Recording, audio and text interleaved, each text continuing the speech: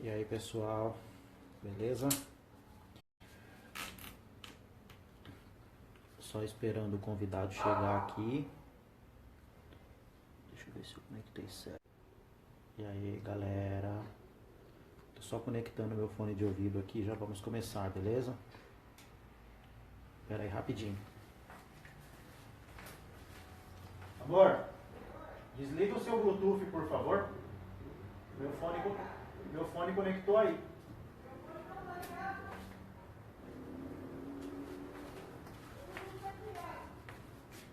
Espera aí, galera. Deixa eu ver se o Cláudio... Ainda não, mas eu faço sem, não tem problema. Não, espera aí. Tô convidando o Cláudio aqui, galera. Eu desliguei e liguei, vou fazer de novo.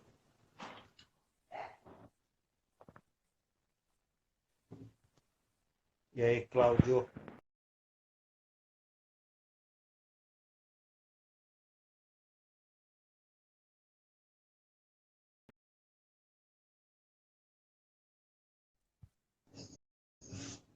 E aí, pessoal? Peraí. Peraí, consegue me ouvir? Cláudio, tá me ouvindo? Estou te ouvindo perfeitamente. Tem uma áurea, né? Tem uma áurea aqui em cima da minha cabeça. É a luz, pessoalzinho. Se ficar ruim para vocês, eu mudo de posição. Ah, tá. Deixa eu só ver por que que eu não tô conseguindo...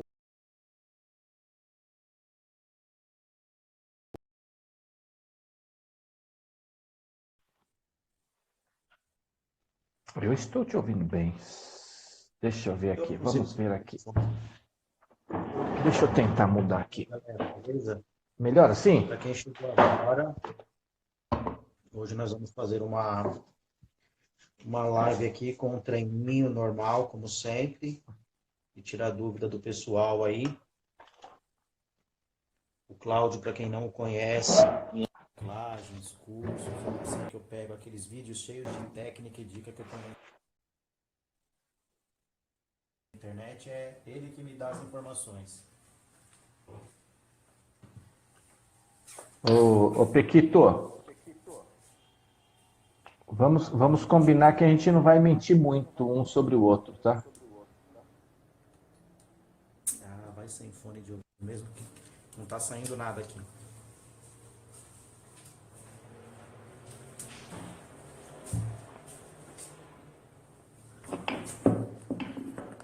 Ah, agora tem barulho, agora eu te ouço. Me ouve? Então Cláudio, tá. o processo normal é assim, eu conecto, a galera vai conectando, vai mandando pergunta e eu vou respondendo. Eu fico sempre longe do telefone, depois eu venho, vou repassando enquanto o Dom descansa.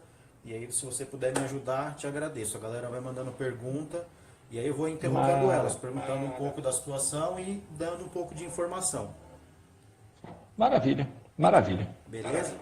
Eu vou só baixar um pouco a minha câmera aqui para o pessoal conseguir ver o Dom. Eu acho que já dá.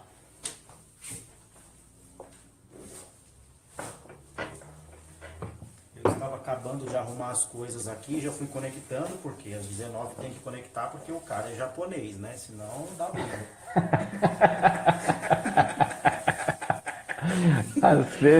Às vezes eu me ferro com essa história, né, meu? Não, mas tem que ser. E é uma lição muito importante, muito boa, né? Pra galera que tá aí que não conhece, aconteceu uma situação bem legal. Pra quem não sabe, eu conheci o Cláudio assim. Eu procurei um adestrador há alguns anos atrás, cheguei até o contato dele, até aí tranquilo.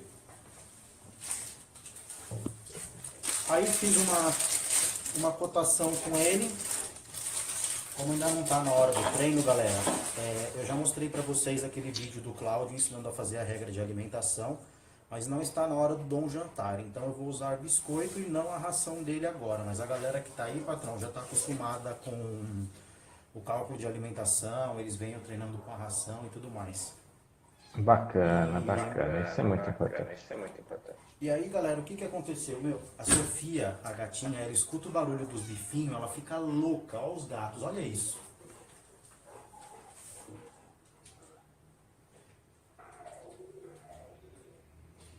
Ó, comigo. E aí eu pesquisei um treinador, galera, cheguei até o nome do Cláudio, ele me passou um orçamento e eu gostei. Mas na época eu estava com pouco dinheiro, falei, vou procurar ele uns dias pra frente. Aí um amigo dele, ainda bem que teve um problema de coluna, ele que me desculpe, não me escute falar isso, né? Me apresentou pro Cláudio, porque o Cláudio precisava de uma força. Aí eu fui, a partir daí eu só me lasquei, né? Ele marcou comigo, eu cheguei lá na casa dele, aí ele falou assim, vai lá amanhã às 7 horas, tá bom? Eu falei, tá bom. Eu fui de bicicleta, eu pedalei uns 10 km, cheguei na casa do cara às 7h10. Aí ele falou assim, que horas são? Eu falei 7h10. Ele falou, então volta pra casa e amanhã você chega às 7. Pensa numa raiva. Tu lembra disso ainda, rapaz? Meu, na hora eu quis matar. Eu falei, eu vou mandar esse cara aí tomar no... E não vou voltar lá mais não. Aí depois eu parei, pensei e falei, meu, o cara tá certo, quem quer aprender sou eu. E, meu, foi uma das melhores coisas que eu fiz, aprendi pra caramba, isso foi em 2005, tá? E naquela época, o primeiro curso que eu fiz com ele já tinha clicker, ele me ensinou a usar o clicker, coisa que ninguém usava, era um ou outro que tinha isso, e um monte de gente usando errado, depois eu vi programa de TV, os caras usando o clicker errado, enfim, né? E até hoje tem treinador que não usa, então sempre que eu tenho alguma dúvida, é com ele que eu falo, eu ligo para ele, né? E aproveitando a live, eu sei que ela é aberta pra galera aí. Lecão, é isso aí, mano. A galera que sabe aí que geralmente quando a gente faz as lives, eu deixo bastante espaço para vocês perguntarem, mas eu queria fazer uma pergunta em particular, né? Aí, ó, justamente, qual o tema de hoje? Normalmente, deixa eu ver o nome aqui. Vargas, Vanei Vargas. Eu não costumo colocar tema, então o pessoal vai perguntando, a gente vai respondendo. E eu tenho acompanhado muito sobre a questão do treinamento positivo, coisa e tal. E o Cláudio sempre me falou, o treino ele tem que ser o mais prazeroso possível. E para quem não sabe, se apresenta para o pessoal aí, Cláudio, aí eu já mando a minha pergunta. Ah, beleza. Primeiro eu quero mandar um abraço lá pro Lecão. Valeu, Lecão. Obrigado pela participação, nego. É bom a gente se encontrar novamente, mesmo que seja da maneira virtual. Existem vários outros aí que estão e que a gente já se conhece. E para todos vocês aí, um beijo carinhoso no coração de todos. Bom, vamos lá. Eu sou um cara criado no meio do mato. Se muita gente, enquanto as pessoas procuravam brincar de carrinho de rolimã, queriam caçar passarinho, eu estava envolvido com... Então, aos 11 anos de idade, eu tive o primeiro cachorro adestrado, e ele era o condutor. E a partir daí eu passei a tentar reproduzir aquilo que nós chamamos de shake, Picotando bastante, viu, com patrão? os cachorrinhos. E ele estava ferrado, né? Porque a técnica que nós tínhamos na época, André, era ou você faz ou você toma pancada. E se você fizer, você não fez nada mais que a sua obrigação. E ao longo do tempo, eu comecei a perceber que essa técnica estava defasada. Aprendi com um ex-policial militar de São Paulo e fui de baixa e fui para o Japão, encontrei vários adestradores. Padrão, coloca o fone. Coloca seu fone que tá dando eco pro pessoal e o áudio tá bem ruim aqui para mim. Tá dando eco de qualquer jeito. Eu tirei o fone justamente por isso. Tá dando um retorno muito... Agora tá melhor. E aí, tá melhor? Tá, pra gente tá. Tá, ok. Eu vou me acostumando com o retorno que tá aqui. Então, é o seguinte, uma vez lá fora, morando no Japão, onde eu fiquei por 10 anos, eu vi muitos adestradores muito legais que eles faziam umas coisas com os cães que eu não conseguia fazer. E aí, voltando para o Brasil, 10 anos depois, eu procurei me profissionalizar e aprender sobre essa maneira que o pessoal tinha de adestrar e que deixava o cachorro sempre muito para cima, né? Muito alegre, muito tranquilo e sempre participativo. A partir daí, o céu foi o limite. Hoje eu sou bacharel em zootecnia, o André acompanhou todo esse processo, então hoje eu sou zootecnista por causa dos cães. Tá? E não o contrário, eu não sou cachorreiro por causa da zootecnia. Eu tenho aí uma experiência um tanto quanto modesta, né? São quase 40 anos de estrada. E eu procuro sempre trabalhar em cima da ciência, tá, André? Então, eu fico aí aberto a vocês. Eu sempre digo às pessoas que o relacionamento homem-cão, adestramento, o adestrado e adestrador tem que ser muito prazeroso. O máximo possível. Tem que ser bom para mim como adestrador e para o animal que eu estou adestrando. Certo. André, posso molhar o bico? Pode.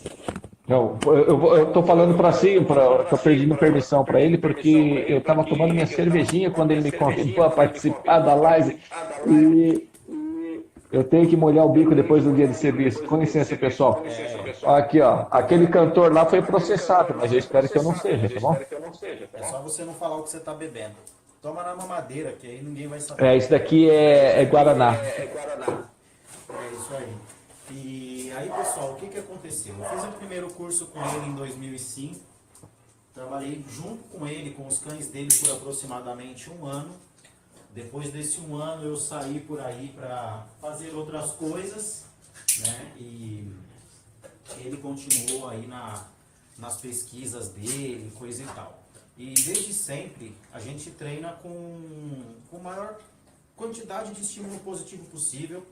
Né? Eu ainda trabalho com os cães tentando seguir um pouco mais do que é natural para os cães do que bonito para os humanos, né? Tecnicamente falando.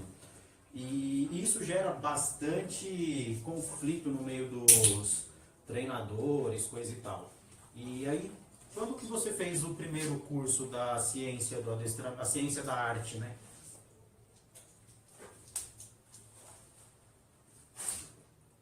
Desculpa, cortou um pouquinho. A pergunta foi, quando foi que eu fiz o primeiro curso? Isso, quando foi o primeiro? Nossa, rapaz. Faz tempo, hein? Faz muito tempo. Eu perguntei isso por quê? Porque faz parte da pergunta que eu vou te fazer. Então, galera, o que acontece? Desde sempre, quando que você fez o primeiro dopamina, o primeiro programa? André, o dopamina, se eu não me engano, faz pelo menos uns 13, 14 anos aí que nós fizemos. Bacana. Você quer explicar um pouquinho para eles o que faz a dopamina? Que aí eu vou continuar a minha pergunta. Ok. Em primeiro lugar, eu vou explicar assim. Eu tive um programa numa rádio web aí em São Paulo e o título do programa era... O nome do programa era Dopamina. Tá? Então, naquela época, quando eu falava a respeito de hormônios envolvidos no adestramento e que podem nos favorecer, as pessoas me chamavam de louco. Mas a partir dos vídeos, das informações de um cara que o cara é uma fera na arte, e uma fera na ciência, que é o André Vandergetten. Aliás, ontem eu assisti uma live dele muito boa. O cara é um etólogo belga e ele sempre trouxe esses assuntos à tona. Então, eu, a partir daí, a coisa de uns 15 anos ou um pouquinho mais, eu comecei a estudar, me interessar a respeito dos hormônios, porque nós somos hormônios, nós somos química, né? E eu acabei aprendendo que a dopamina é um neurotransmissor, ou um hormônio, responsável pelo prazer. Então, tudo aquilo que nós fazemos e que nos dá ânimo, que nos dá gosto, que nos dá alegria, que nos dá satisfação, a dopamina, esse neurotransmissor, ele está envolvido. Só que o mais interessante de tudo é que quando a dopamina está agindo no nosso organismo, uma série de hormônios estão ali trabalhando em conjunto com ela. Um deles é a noradrenalina, tá? E o outro é a serotonina. A noradrenalina faz-nos a ficar atento, ela é responsável por isso, nos deixar atento, nos deixar alerta. A serotonina, por sua vez, dentre outras funções, ela é responsável pela agressividade, né, pelos impulsos sexuais, pelo controle do sono. Só que o mais legal é que quando a noradrenalina, a serotonina e a dopamina estão agindo em conjunto, quando o nosso organismo está legal, quando nós estamos sentindo prazer e está tudo muito gostoso ao nosso redor, esses três neurotransmissores se juntam e a eles cabe a função de cognição, ou seja, a aprendizagem. Então, isso explica para nós por que nós temos que fazer um adestramento muito descontraído, muito bacana, muito legal, com muita satisfação para ambos os lados. Por quê? Porque o animal, como esse daí que o André está trabalhando, rabinho abanando, né, cheio de alegria, ele está sentindo prazer devido à influência da dopamina. Mas junto com ele tem a noradrenalina e a serotonina que estão facilitando a cognição. Essa é a função desses três hormônios quando trabalhados equilibradamente.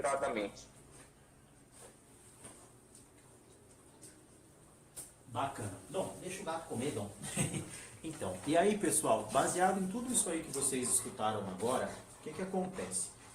Nós temos hoje na mídia, e essa é a minha pergunta, tá, Cláudio? Eu quero saber o que você acha, porque assim, nós vemos muitas pessoas falando de adestramento positivo, do tal pode e o tal não pode, e baseando-se em pesquisas científicas, mas até o que eu sei, essas pesquisas científicas elas foram feitas em humanos e não nos cães. E o pessoal com o hábito de transformar o cachorro em filho usa como justificativa para uma série de coisas. Eu sei que tem toda essa parte que você já me explicou várias vezes, eu já não sei nem quantas vezes eu fiz esse curso da ciência da arte, então sempre tem uma informação nova. E a minha pergunta para você é, o que você acha dessas colocações de treinamentos baseado em pesquisa de humanos para cachorros? Bom, é uma pergunta um tanto quanto complexa, sabe, André? Eu imagino. Porque, em primeiro lugar, os mesmos hormônios que agem em mim, agem no cachorro. Certo. O que nos difere é que uma espécie tem um comportamento diferente da outra. Exatamente por isso que eu te fiz essa pergunta, porque quando eu penso, né? Desculpa te cortar. Quando eu aplico o que é bom para um humano, para um cachorro, nem sempre é bom para o cachorro. Então, como que isso vira uma referência? Ok. Eu posso dizer para você, vendo o lado de dentro, vendo o lado interno do animal. A maioria dos adestradores vem a parte externa, né?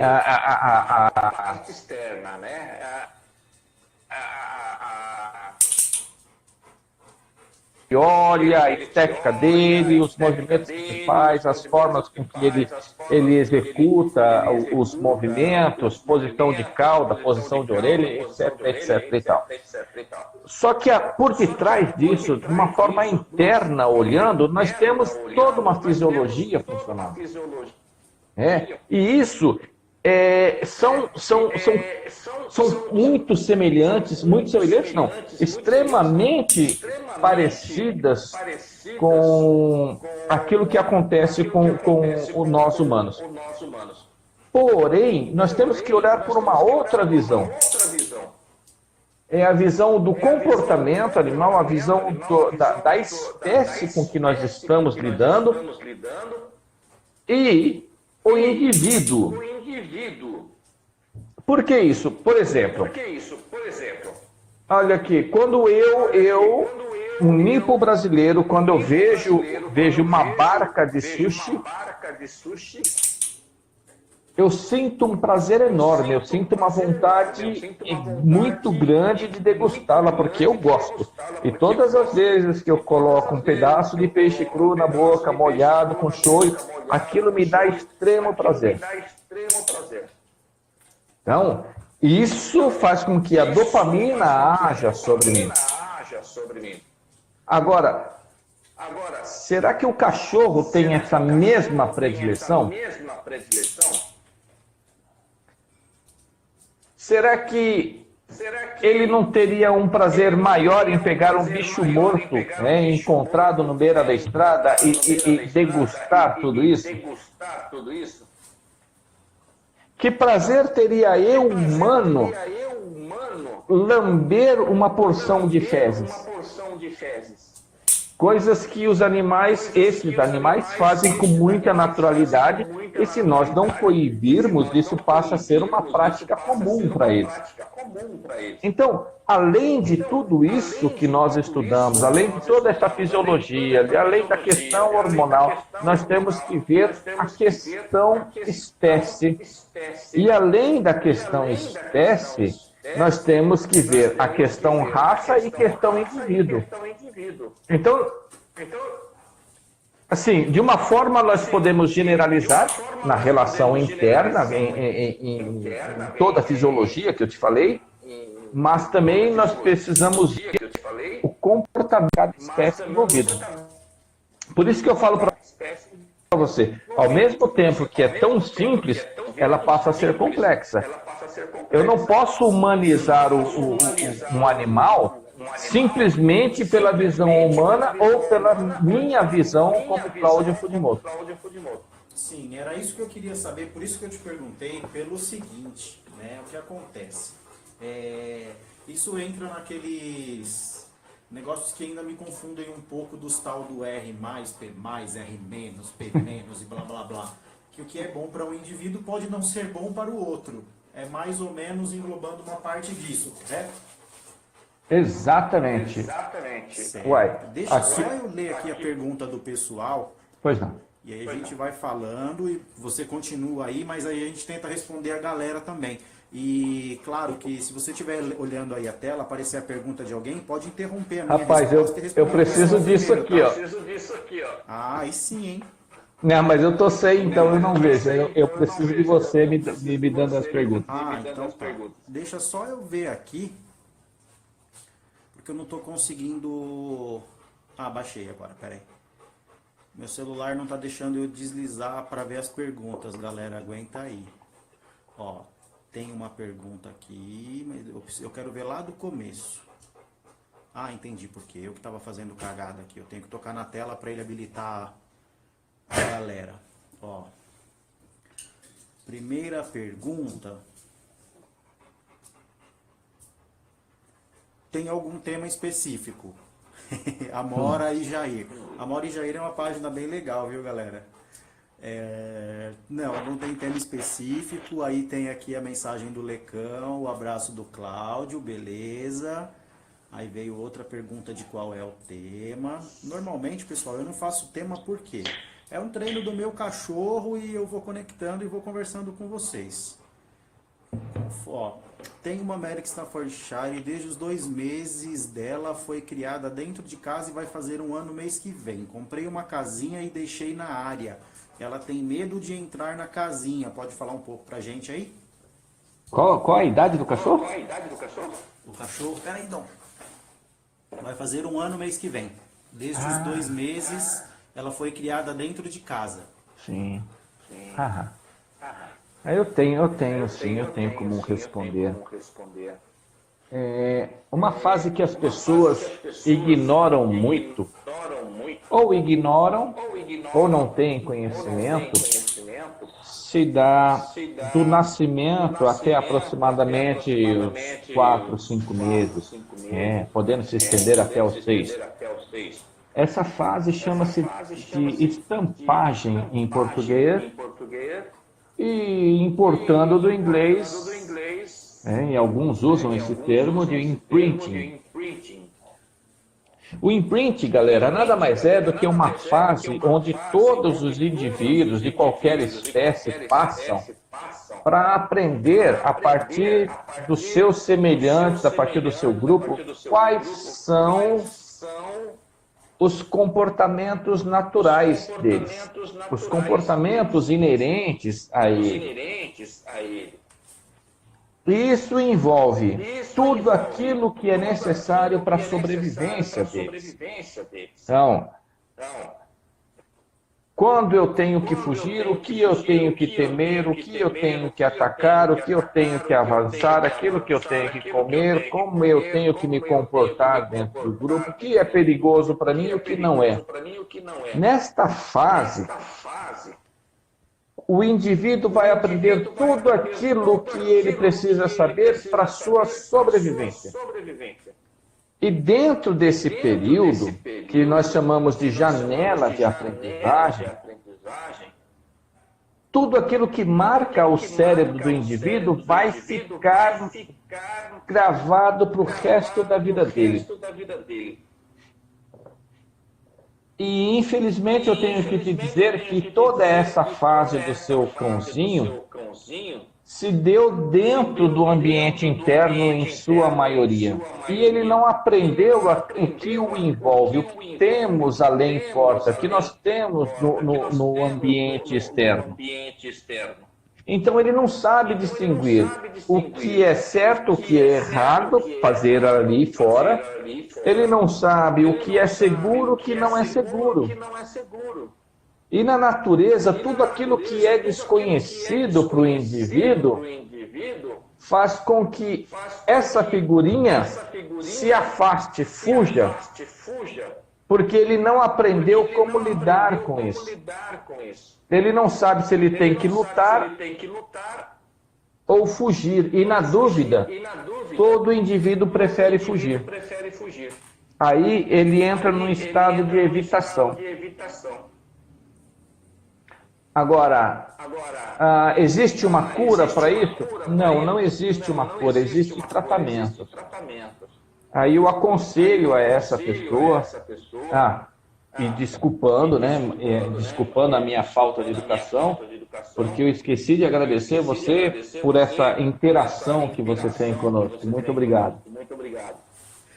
Então, a você, eu aconselho que procure um profissional na área de comportamento e adestramento de sua confiança que possa ajudar o teu filhote, ainda filhote, com 1 ano e pouquinho, ele é um filhote, a superar esses medos.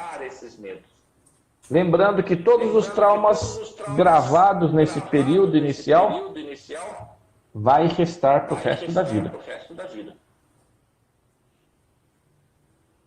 É com você, André. Boa, aí colocou aqui, ó. Tem um Golden de 7 meses, não sabemos o que fazer para ele parar de pular brutalmente na gente, em casa. Na rua, quando alguém quer dar um oi para ele, pula que nem um louco.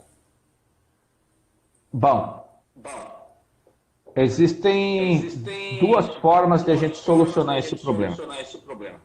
Um é cortar as 4 patinhas dele, ele não vai pular nunca. Essa aí é rápida, hein? E é ligeirinha. Funciona de hoje para daqui a pouco, né? Mas existe uma outra que é muito mais bacana para você e para o cachorro também. É ensinar ele regras. Na maioria dos proprietários, dos tutores, seja lá qual o nome que vocês dão, existe uma coisa que se chama medo de coibir, medo de ensinar, medo de negar, medo de mostrar limites, medo de dar bronca. Nós temos que ver o seguinte, e uma pergunta eu devolvo vocês. Imaginem vocês com um filho mal criado. Se ele fizer algo que esteja fora das suas regras familiares, que esteja fora da educação que você deu, o que vocês fazem? Vocês simplesmente falam, passa a mãozinha na cabeça e deixa rolar? Ou vocês vão dar uma bronca, ou vocês vão dar uma correção? As pessoas têm medo dessa palavra punição, mas a punição pode nem sempre significa agressão. A punição pode vir de diversas formas. Você tirando algo, ou você infringindo. Vem desde infringir uma dor até você tirar algo que seja prazeroso para ele. O importante, pessoal, é que a gente deixe muito bem claro aos cães aquilo que eles podem, que nos agradam,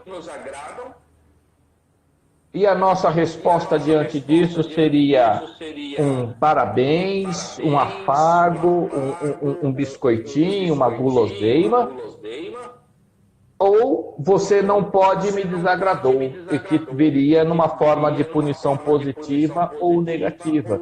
Os cães têm que conhecer regras. Os cães têm que saber até onde eles podem ir e até onde e a partir de quando aquilo lá não é mais aceitável. Pois não. Então, e baseando nisso que você está falando, a minha primeira pergunta lá, falando das pesquisas e coisa e tal, é justamente por isso. Porque normalmente as pessoas têm o hábito de fazer do cachorro um filho, esquecer o que a espécie precisa, e aí eles não fazem o que a espécie precisa, né? Então, por exemplo, o Dom. Se eu chamar o Dom, ele já vem pulando.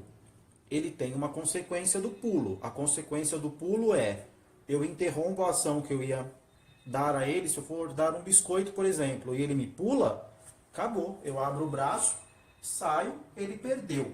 É uma forma de mostrar para esse cachorro que eu não quero que ele pule, tá? A consequência é o que faz a diferença, é isso que você está tentando explicar para ela, correto? Se esse cachorro pula e tem algo bom, ele vai continuar fazendo. Ele pulou no estranho e o estranho fez carinho no cachorro, todo estranho para ele gera o André, carinho. para complementar, nós ensinamos esse comportamento aos cães. Como nós ensinamos? Ora, desde filhote, nós pegamos o cachorro no colo, desde filhotinho, quando ele vem e esbarra a patinha na nossa perna, nós damos carinho. Ele pula na nossa canela, fica grudado com as duas patinhas dianteiras, nós fazemos carinho, ensinamos ele, sem querer, a entender que para ele ganhar carinho, para ele interagir com a gente, ele tem que pular. Só que nós nos esquecemos que esse animal pode crescer dependendo do tamanho da raça. E nós também nos esquecemos que naquele momento que nós interagimos com esse cachorro, são aqueles com a nossa roupa de mendigo, né? E que isso não vai fazer importância. Você deu uma travada e voltou. Eu estava dizendo que, assim, na maioria das vezes, quando nós permitimos... quando nós interagimos com o cachorro, é aquele momento que nós estamos em casa. Eu estou com a minha roupa velha, com a minha roupa suja, com a minha roupa de mendigo, e E não me importa se o cachorro pular em mim, mas eu garanto para você que o dia que você estiver bonitinho, com seu terninho, com seu amor ao seu lado, vestido assim, de uma roupinha branca, um vestidinho bonitinho, e tiver para sair atrasado para uma festa, e esse cachorro pular em você e deixar estampado na sua roupa as suas patinhas, você vai ser injusto com ele. Porque você vai brigar, em alguns casos as pessoas batem, pegam, trancam o cachorro, mas como você pode punir um animal se você desde a infância ensinou ele assim? Então o que nós temos que botar na cabeça é o seguinte: ele quer interagir com a gente? Beleza, só que eu vou dar aquilo que ele quer só quando ele estiver com as patinhas, as 4 patinhas grudadas no chão. É simples assim. E como você fez. A sua punição negativa. Se o cachorro quer o biscoito e pula em você, ele não ganha biscoito. Ele só vai ganhar o biscoitinho quando ele estiver sentadinho com as 4 patinhas no chão. Pronto, simples assim. Não existe mistério. Entendi. Deu para pegar aí, Vargas? Ó, tem uma pergunta aqui da Amori Jair. Jair é um cachorro reativo. Por mais que tome calmante, ele continua reativo com alguns outros cães, não todos. Me indica algum treinamento para melhorar o comportamento dele? Sim, já me disse que o cachorro é louco. Ó, o adestrador Dog Trainer mandou aqui, ó, dinossauros. Valeu! Eu tô chegando agora, viu? João Vitor Azevedo, sabe muito. Ó, só para complementar a pergunta da Vargas aqui, ó. A gente aqui em casa tenta ignorá-lo quando ele pula, mas noto que não é algo que importa para ele. Segue fazendo em outro momento. Às vezes só ignorar não te resolve nada. Porque esse comportamento já está tão acentuado, e nós ensinamos ele de uma forma tão errada que só o ignorar não vai surtir efeito. Aí, infelizmente, em alguns casos, nós temos que entrar com a punição positiva, ou seja, você infligir algo que seja desagradável ao cão. E notem, quando eu digo infligir algo que seja desagradável, as pessoas imaginam logo, dar uma pancada na orelha do cachorro. Não é isso, não é isso. Aí o que é desagradável para o teu cachorro? Você vai ter que descobrir. Pois é, deixa eu te fazer uma pergunta baseando nisso. É como eu costumo trabalhar. As pessoas costumam comprar comportamentos. Na maioria das vezes, tudo é compra de comportamento. Isso é o que está na moda do adestramento agora. Nós, desde que começamos a trabalhar, nós compramos comportamento da mesma forma. A diferença é que, por exemplo, eu tenho esse cão que pula. Tem todo um histórico lá atrás do porquê esse cão pula. Deixa só eu falar aqui para... Peraí. Amor e Jair, já vamos responder vocês, tá? Então, por exemplo, eu tenho esse cão que pula. Ele fica feliz quando pula e eu recompenso ele, dando carinho ou dando algo que ele quer. Uma coisa que eu sempre tento explicar para os clientes é que antes de comprar esse cachorro para que ele entre num novo comportamento, eu preciso cessar esse comportamento que é ruim.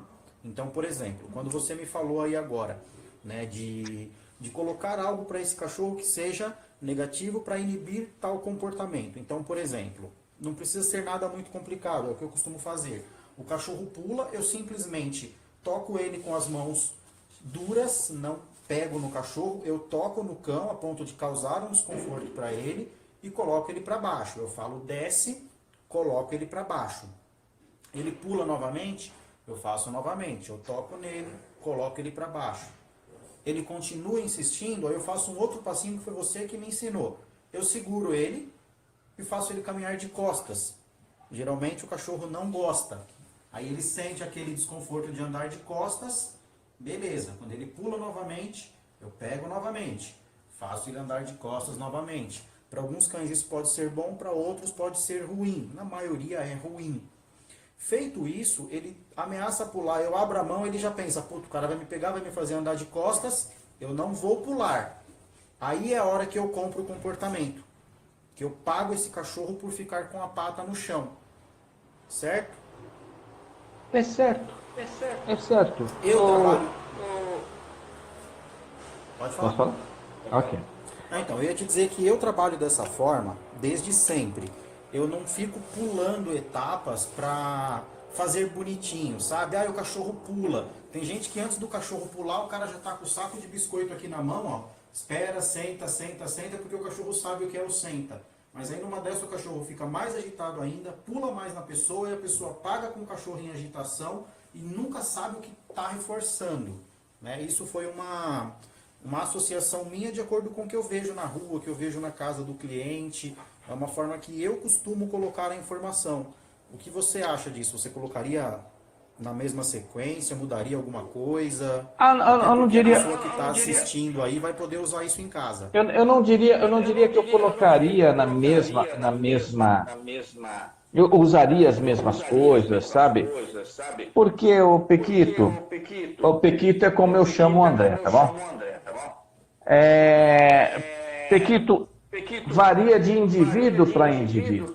Sim, sim, do que a pessoa tem na casa dela, né? Exato. Infelizmente, as pessoas acreditam que o adestrador é uma mera pessoa que vai na tua casa, passeia com teu cachorrinho, enrola lá por uma hora, ensina ele a sentar, deitar e dá um monte de pesquisquinho para ele. Mas para vocês que não são da área, ser adestrador exige muito conhecimento, muito estudo. Para vocês terem uma ideia, nós estudamos Piaget, Conrad Lorenz, eu vou citar só alguns, tá? Então, Piaget, Conrad Lorenz, nós estudamos Pavlov, nós estudamos Skinner, nós praticamos, nós exercitamos, nós fazemos nossas experiências, nós lemos muitos artigos científicos. E no mundo todo existem pessoas trabalhando ainda para que tenhamos um melhor entendimento a respeito desses animais não verbais. E para que a gente chegue na tua casa, a gente possa chegar na tua casa e resolver, ou tentar pelo menos, resolver parte dos seus problemas, nós temos que vir com uma bagagem toda teórica, baseado em ciência. E a ciência nos diz que um indivíduo não é igual ao outro. E isso aí já muda tudo que o adestrador acha que sabe, né? Pois é. Eu vejo assim, no mundo do adestramento, as coisas pipocando como se fosse mágica. Eu vejo pessoas vendendo pacote de magia. Tá? Você traga o teu pior cachorro, o cachorro com o pior comportamento do mundo, e em 2 aulas eu vou te entregar um cachorro. Exatamente. Não é assim. Nós somos indivíduos. Nós temos que estudar psicologia para isso. E deixa só eu te falar uma coisa rapidinho. Eu não lembro se eu te contei isso. Anos atrás, uma família resgatou um pastor alemão. Passou na porta da casa e eles botaram para dentro. E esse pastor alemão começou a brigar com outro cachorro que eles tinham lá. E aí... nós fizemos 3 meses de trabalho com esse cachorro para conseguir passear com um do lado do outro sem se matar. Eles toleravam a presença um do outro. O cara com uma baita de uma casa, pedimos para fazer um canil. Ele não fez o canil, mas ele tinha uma área onde ele podia deixar esse cachorro. Esse cachorro escapou por uma janela e se pegou com outro cachorro. Usamos colar eletrônico, usamos tudo que foi possível para fazer essa interação, que estava funcionando. O cara achou que estava lento, porque eram 3 meses, um cachorro já devia ter mais de 8 anos, o outro a gente não sabe porque o pastor alemão ele pegou da rua. E aí ele achou um cara que disse que em um dia ele ia juntar esses cães. E aí falou com a gente, eu falei, cara, leva, se esse cara juntar os seus cães em um dia, eu rasgo todos os certificados que eu tenho, de todos os cursos que eu fiz, e eu vou procurar outra profissão. Mas se ele não fizer, você vai jogar 3 meses de trabalho fora. O cara levou o cachorro, os cachorros se pegaram no final do dia e ele teve que doar o pastor alemão. Você acredita? Pois é. Eu acredito porque eu já vi anúncios na internet onde o pseudo-profissional já vendia cães geneticamente treinados. Caramba! Então ótimo, né? Então, ótimo. Nem pensar como ele treinava isso. Patrão, responde aqui a pergunta da Amora Jair, ó. Jair é um cachorro reativo, por mais que tome calmante, continua reativo com alguns outros cães, não todos.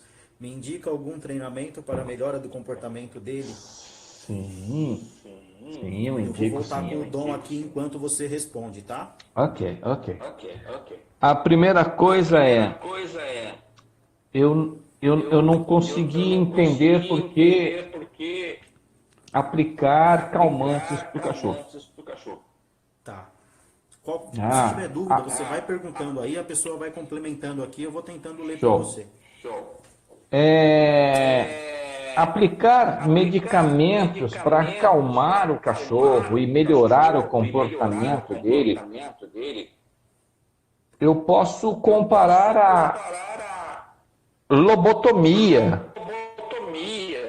Para quem não sabe, a lobotomia era assim, como é que eu posso explicar para vocês? Era uma intervenção muito invasiva, tá? Onde se fazia perfurações no lobo frontal até chegar ao cérebro e desligar partes do cérebro, grossamente dizendo. Onde se aplicava isso? Pacientes que davam trabalho, pessoas que eram tidas como loucas e que não eram devidamente diagnosticadas, ou pessoas que tinham comportamentos agressivos. Então eles faziam uma lobotomia, a pessoa ficava vegetativa. Pronto, resolveu-se o problema da família. O aplicar esse medicamento para que o cachorro tenha um comportamento, eu comparo a isso. Enquanto que, na realidade, teu cachorro, ele não foi ensinado a viver harmoniosamente com outros animais. O que eu indico para você é o de praxe. É você entrar em contato com um profissional. Um profissional, não é um pseudo-profissional. Entrar em contato com essa pessoa, explicar a sua situação, tá? Para que ele possa fazer exercícios que façam com que teu cão veja outros animais, outros indivíduos, não como inimigos, mas sim como algo prazeroso, algo com que eles possam, pelo menos com que ele possa viver sem estresse. É aquela, sabe aquele vizinho chato? Você não precisa necessariamente gostar dele. Vocês não precisam se amar, mas no mínimo se respeitar. É aquela coisa que eu falei lá no começo. Cães, principalmente cães, eles gostam de regras. E nós temos que deixar claro para ele qual vai ser o teu comportamento diante de determinadas situações. Então, não existe magia. Tá? Eu não tenho uma fórmula para te dizer que você pega o teu cachorrinho amanhã e em 15 minutos o problema está resolvido. Não. Isso exige técnica, exige conhecimento. Quem tem isso daí? Profissionais da área da sinotecnia, da sinofilia, né? Profissionais do comportamento animal, comportamento canino. Fuja, eu peço para que fuja dos psicólogos caninos, tá? Porque a maioria dos psicólogos caninos, infelizmente, eu tenho que dizer, e você sabe, André, que eu sou muito aberto, eu sou muito franco em relação a isso.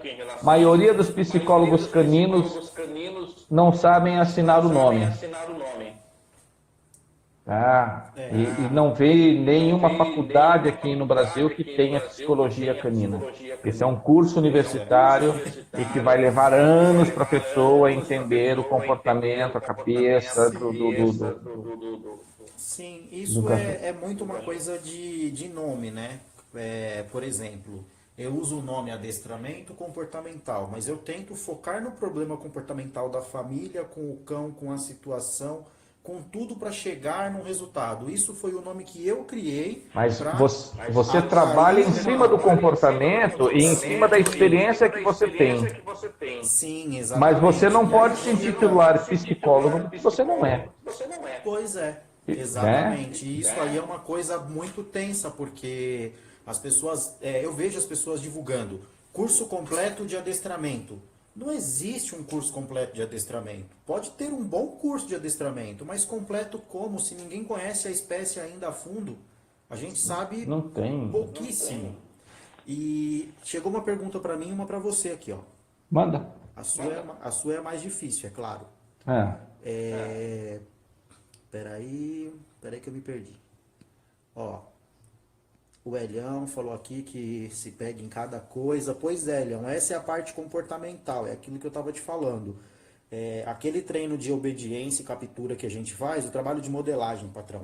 Ah, Quando a sim. gente tem um cão no sistema, é super tranquilo para fazer, mas quando a gente pega um BO de comportamento para entender a cabeça do cachorro, é osso. Ó, a Pois sua é. pergunta é essa aqui, ó. Historicamente, qual a raça mais inteligente? O Elião. A pergunta não é do Hélio, tá?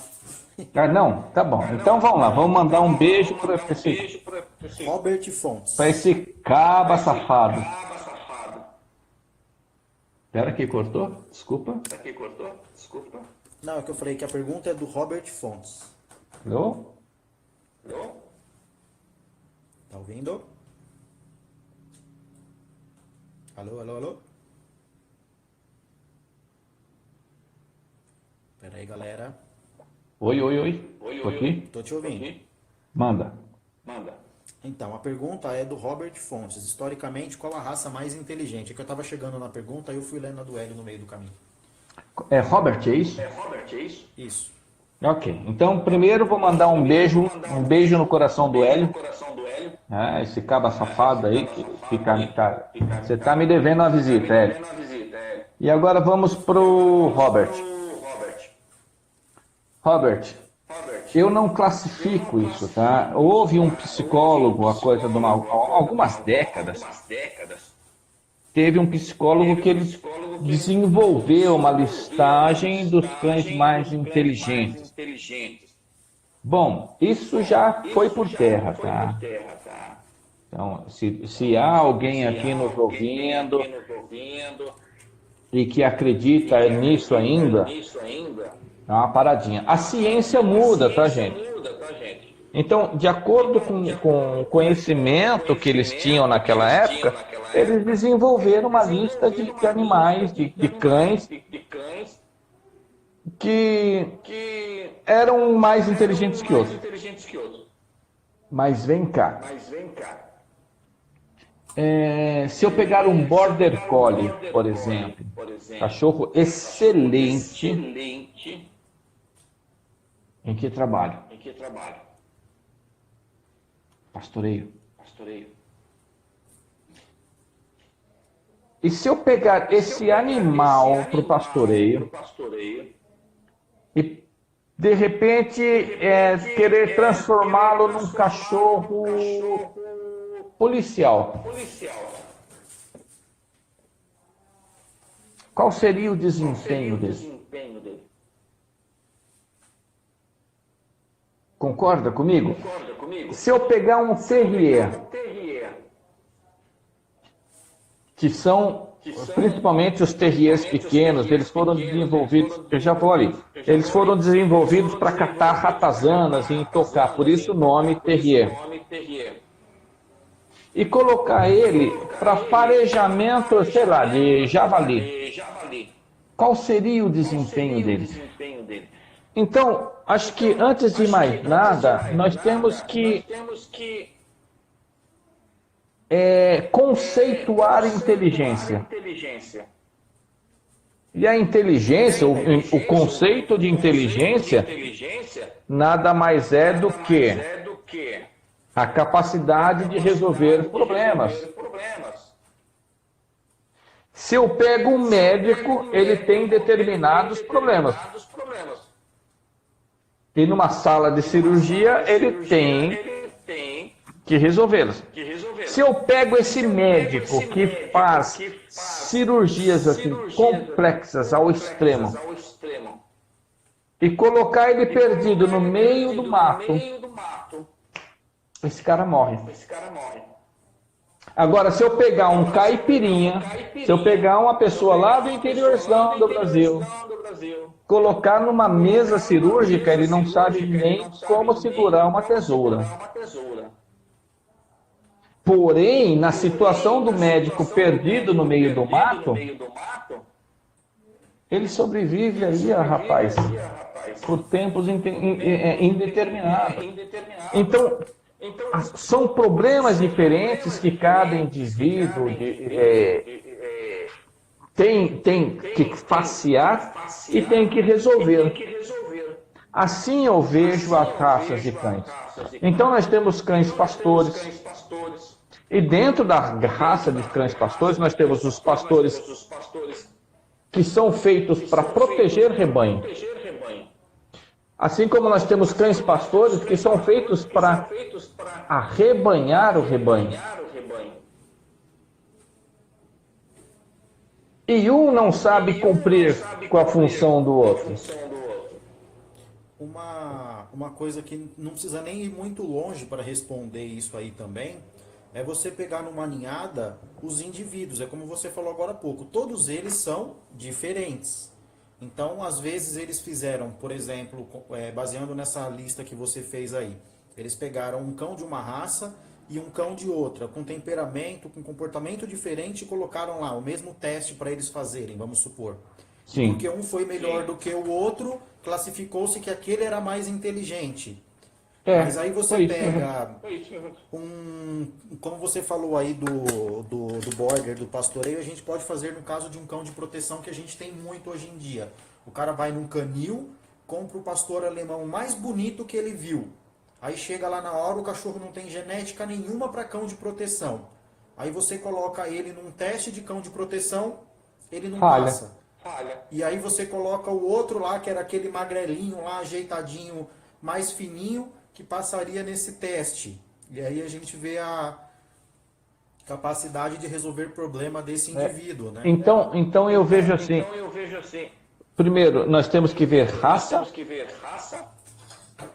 a propensão genética da raça. Então, você pega assim, Rottweiler. O Instagram vai cortar a gente, quando dá 1 hora, ele corta. Sim, Quando senhor. ele cortar, eu vou salvar esse vídeo, vou postar no YouTube e vou deixar ele salvo lá. Aí a gente começa de novo para continuar o assunto aqui, tá bom? Beleza, como você quiser. Então, quantos minutos faltam para a gente cortar? Ser cortado? Vai acabar em poucos minutos. Já vai Poucos aparecer minutos? aqui a mensagem. Ok. Então, antes que termine, eu quero dar um beijo, um abraço para todos que nos seguiram. Uns ficaram do começo ao fim, outros entraram e saíram.